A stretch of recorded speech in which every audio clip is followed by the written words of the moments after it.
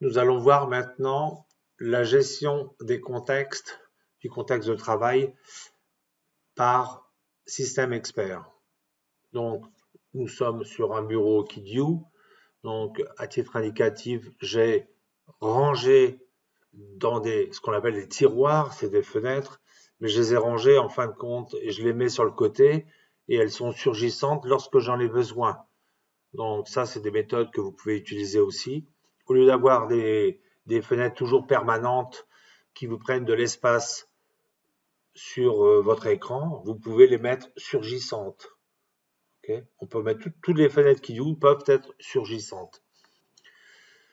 En plus, je fais une démonstration sur un seul écran. Normalement, on doit travailler aussi sur plusieurs écrans, mais c'est difficile de faire une présentation multimédia sur plusieurs écrans. D'autre part, ça serait trop petit pour vous. Bon, je suis sur un bureau et voici en fin de compte la situation qu'on a pris. La situation est la suivante, ce serait un cabinet qui fait de l'implanto, de la paro et de l'ortho et qui a besoin de gagner du temps. Et lorsque il fait de l'implanto, lorsque c'est un traitement avec de l'implant Keystone, bon, on a pris ça d'exemple, hein, excusez-moi pour les autres, on le fait, on veut se mettre sur le formulaire Keystone. Si je fais de l'implant Nobel, je mets sur le formulaire Nobel automatiquement. Si c'est aucun des deux, ben, je me mets sur le formulaire général de classement, etc., etc. On définit ce qu'on appelle les règles de comportement. Et nous allons traduire ces règles-là en programmation de système expert. Si c'est de la parodontie, se mettre systématiquement sur l'application charting de Berne. Si je fais de la paro, ben, je me mets en mode charting. Alors après, on arrive avec des choses plus fines. Si c'est un patient ortho, mais c'est un patient en traitement Invisalign, alors se mettre sur la gestion des gouttières. Si on n'a pas démarré la gestion des photos, ça ne sert à rien de faire un affichage. Donc on affiche radio et céphalo si on l'a fait. Si c'est un enfant, ben on se met sur la demande d'entente sociale pour rappel. Sinon, on se met sur une présentation début, en cours, intra. Voilà, ça c'est notre cahier des charges. Maintenant, on va regarder le fonctionnement. Donc, ici, j'ai des patients de test.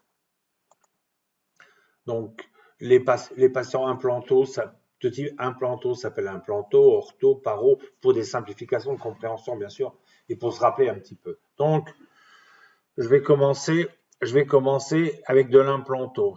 C'est un implanto de type Nobel. Alors, vous allez me poser la question, comment on sait que c'est un implanto de type Nobel? Alors ça, c'est quelque chose qu'on vous conseille bien sûr. Il faut indexer vos patients par des formulaires. Donc là, moi, j'utilise un formulaire de classement tout simple qui s'appelle la fiche démo. Donc chaque patient, en fin de compte, est catégorisé et des données significatives qui me permettent de faire des démos. Mais c'est quelque chose que vous pouvez définir, vous, au niveau du formulaire. Donc, la chose étant entendue, on va aller sur un implanto qui est en traitement Nobel. Donc, on lui a demandé d'ouvrir le formulaire Nobel. Voilà. Par rapport à une organisation de votre bureau, ben, on va directement dans la zone de travail. Ok. Alors après, j'ai mis un aperçu à droite, ce qui fait que là, je peux parfaitement travailler. J'ai fait un seul clic. Alors, le clic, je l'ai fait dans KidU, mais ça peut être le clic en fonction du logiciel. Vous partez du logiciel de gestion, mais dès lors qu'on ira sur ce patient-là, il va se configurer dans tel état pour tel patient. C'est un patient Keystone. Voilà, pareil, il va se mettre en fin de compte sur un formulaire Keystone avec à droite la possibilité de voir le détail de mes photos. Si c'est un implanto qui est ni l'un ni l'autre, ben, je tombe sur la classification en fin de compte de mon système d'implantologie où je reste sur un écran général. J'ai pas fait encore de formulaire, j'ai pas posé d'implant, mais j'ai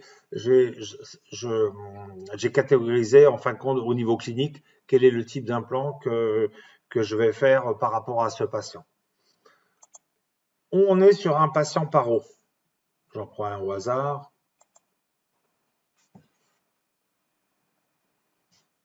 Donc, si c'est un patient paro, je configure mon bureau en parodontie. Ce qui fait que l'application de Berne est là, celle qui me permet de saisir ma parodontie. Et j'ai, bon, On a rajouté un petit formulaire qui a été fait par un praticien qui permet aussi de saisir des données sur un patient avec lequel on fait de la paro. Vous comprendrez très bien que ça, avec IDEO, on peut tout faire.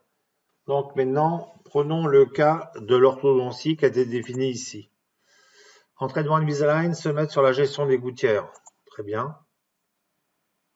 Voyons un petit peu. Ortho Invisalign, ici, j'ai des patients de type Invisalign.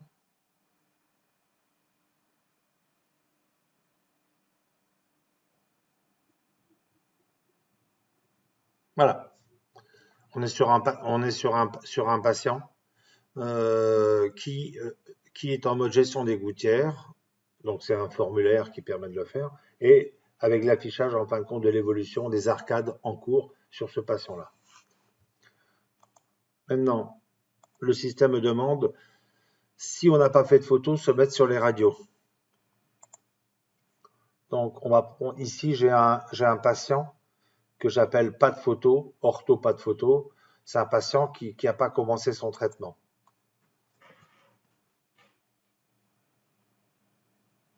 Voilà. Lorsque je vais sur ce patient, j'ai pas commencé la séance photo, j'ai pas commencé le traitement, c'est évident que ça sert à rien d'afficher photo, j'en ai pas. Et donc, par contre, ce que j'ai, c'est la pano et la céphalo et sans doute le tracé que j'ai pu faire. D'accord? Donc, on arrive ensuite, in fine, si on s'est amusé à mettre ça, si c'est un enfant, se mettre sur la demande, se rappeler et se mettre sur la demande d'entente sécurité sociale. Ce sont des exemples, bien sûr. Donc, j'ai un enfant ici, orthochanaise, enfin adulte, enfin adolescent. Et voilà. Donc, je me mets sur sa demande d'entente et je peux bien sûr travailler parce que j'ai mis un aperçu encore à droite. Toujours limité sur un seul écran, bien sûr. Ensuite, la dernière, si c'est aucune de ces solutions, dans ce cas-là, se met toujours sur la présentation début et en cours des intras pour voir l'évolution, bien sûr. Donc, je vais sur un ortho Émilie, 42 ans, traitement adulte. Voilà.